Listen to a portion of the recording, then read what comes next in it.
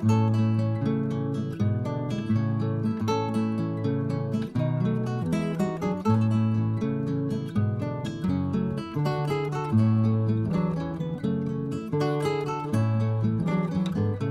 spectateurs et spectatrices, chers amis, chers frères et sœurs dans le Seigneur Jésus-Christ, je vous salue dans le nom de Jésus notre Sauveur. Et je vous souhaite la bienvenue à cette plateforme, Entrer dans la perspective divine. Mon nom est Victor Kabila Mulongo. Notre thème de ce jour, c'est la suite de notre mini-série à propos des principes et controverses à propos de la délivrance. Quelques controverses sur la délivrance ou le processus de la délivrance. Le sous-titre d'aujourd'hui s'intitule « Délivrance réussie et délivrance ratée ».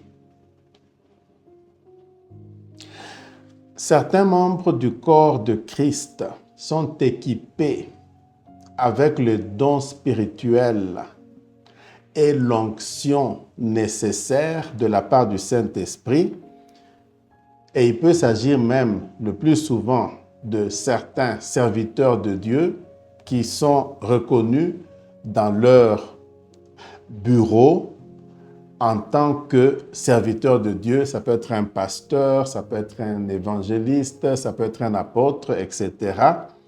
Et qui sont équipés avec l'onction nécessaire et qui sont utilisés par le Seigneur Dieu dans le ministère de délivrance spectaculaire, où tout le monde constate qu'une délivrance ou un miracle a eu lieu. Mais en même temps, il y en a parmi eux ou parmi elles qui ont des cas de délivrance ratés, c'est-à-dire qu'ils n'ont pas réussi. Ils ont entrepris le processus de délivrance, mais la délivrance n'a pas eu lieu.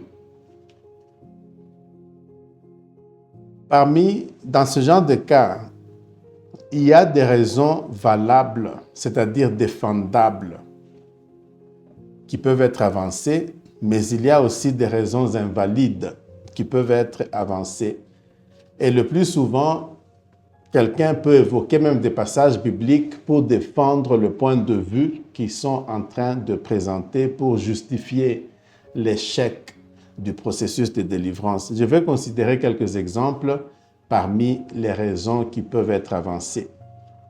Une première raison, ça peut être que on peut dire, ah non, le candidat, celui pour qui on priait, qui devait bénéficier de la délivrance, il n'avait pas suffisamment de foi. Donc on peut dire que c'est le manque de foi de la part de la personne qui a fait que le processus de délivrance a raté. Bibliquement, cela est justifiable. Si nous lisons dans Matthieu chapitre 9, verset 29, nous voyons là le Seigneur Jésus-Christ lui-même en présence de certains aveugles qui avaient exprimé leur foi que le Seigneur Jésus-Christ pouvait les guérir de leur cécité. Le Seigneur Jésus leur a dit qu'il vous soit fait selon votre foi. Et ils avaient recouvré leur vue. Donc, effectivement, la nécessité de la foi de la part du bénéficiaire du miracle ou du bénéficiaire de la délivrance est bibliquement défendable. Mais en même temps, la même Bible, la même parole de Dieu, nous démontre qu'en fait, la foi qui peut entraîner la guérison miraculeuse ou qui peut entraîner la délivrance peut en fait émaner ou provenir de trois sources possibles. La première source, bien entendu, c'est la personne qui doit bénéficier de la guérison spectaculaire ou miraculeuse ou surnaturelle ou de la délivrance. C'est la première source de foi qui peut entraîner la délivrance. Cela est confirmé dans Matthieu chapitre 9, verset 28. Je pense que vous pouvez le lire et vous verrez, c'est le Seigneur Jésus qui demande à des aveugles, les mêmes aveugles dont nous venions de parler, que est-ce que vous croyez que je peux vous guérir de votre cécité? Ils ont dit oui, oui, nous le croyons. Donc ils ont exprimé leur foi qu'ils pouvaient être guéris par le Seigneur Jésus-Christ. Donc c'est la première source. Le bénéficiaire ou celui qui est censé être bénéficiaire du miracle ou de la délivrance doit avoir la foi. Mais c'est une des trois possibilités comme source de foi. La deuxième possibilité, c'est la foi du serviteur de Dieu que le Seigneur est en train d'utiliser pour le miracle ou pour la délivrance. Sa foi seulement peut être suffisante pour amener la guérison miraculeuse ou surnaturelle ou bien la délivrance. C'est là que nous le retrouvons dans Luc chapitre 7, versets 11 à 16. Je vais paraphraser, je vous encourage à lire cela dans vos Bibles. Il est question du Seigneur Jésus qui venait avec ses disciples sur le point d'entrer dans un certain village. Il y avait une procession funèbre qui était en train d'en sortir pour aller enterrer un décédé. Le décédé ou le mort, c'était l'unique fils d'une veuve. Quand le Seigneur Jésus les a vus, il fut ému de compassion pour cette femme qui était veuve, qui avait un seul enfant, et ce seul enfant était décédé. La compassion du Seigneur Jésus l'a amené à arrêter la procession funèbre. Il est allé vers le cercueil, il a parlé à la personne qui était décédée, il lui a dit « Je te le dis, lève-toi ». Et celui qui était mort était ressuscité, il s'est assis, il a commencé à parler. Les personnes, la foule qui était là a dit « Oh, un grand prophète est apparu parmi nous.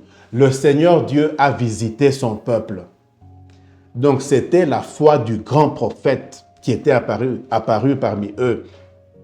Maintenant, quelqu'un peut dire « Non, non, mais ça c'est le Seigneur Jésus-Christ. » Mais oui, le Seigneur Jésus-Christ avait dit que ceux qui croiront en moi feront les mêmes miracles que j'ai faits et même de plus grands miracles.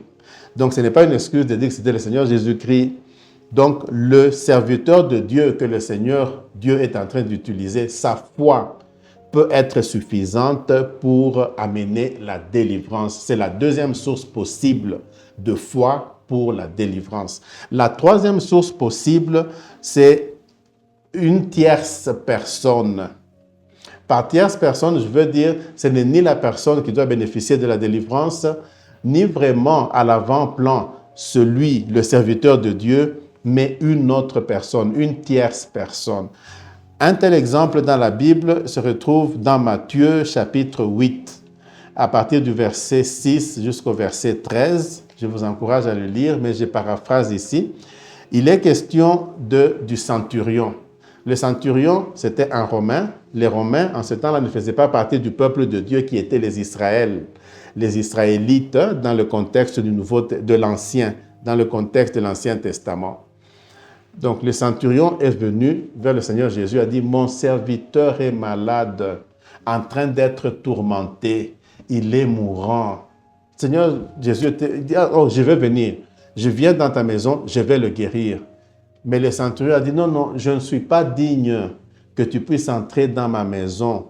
Dis seulement un mot et mon serviteur sera guéri. » Le Seigneur Jésus s'est tourné vers la foule, il a dit que même en Israël, je n'ai pas vu une foi aussi grande.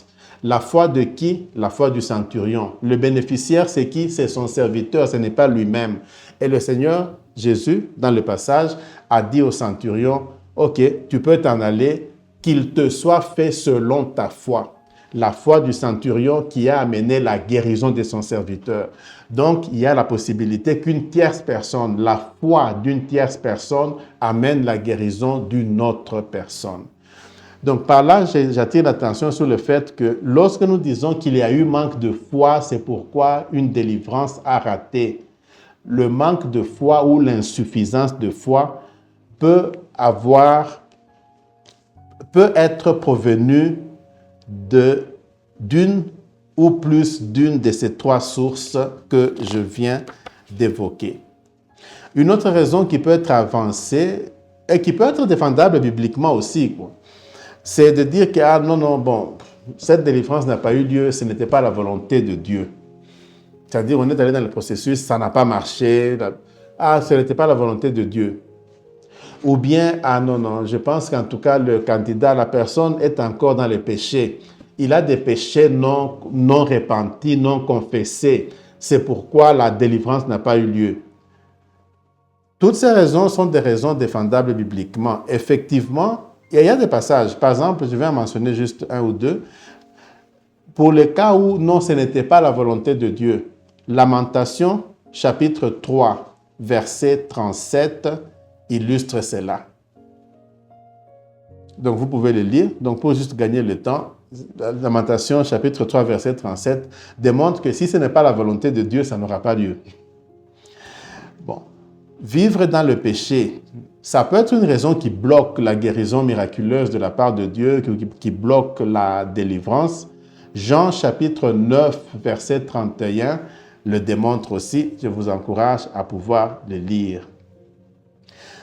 Mais en même temps, bien entendu, avant d'aller là, quand cela est le cas, il est nécessaire de se soumettre à Dieu, de se repentir, de rechercher sa volonté, ses voies et de se conformer à cela. Mais dans les cas qui ont raté, donc on doit pouvoir aussi reconnaître que si c'est parce que ce n'était pas la volonté de Dieu, ça signifie que celui qui a entrepris ce processus de délivrance l'a entrepris sans connaître la volonté de Dieu. Donc un des problèmes peut aussi se situer à ce niveau-là, à part le niveau que ce n'était pas la volonté de Dieu aussi. Donc, comme je l'ai dit ici, je suis en train de soulever un peu des controverses en ce qui concerne la délivrance. Comme nous le savons en pratique, et même dans la Bible, il y a des cas de délivrance réussis, il y a des cas de délivrance ratés. C'est la fin de cette partie et je vous remercie pour votre attention. Prions. Seigneur Dieu, merci de nous enseigner concernant la délivrance, concernant les processus de délivrance, les principes et les controverses de la délivrance.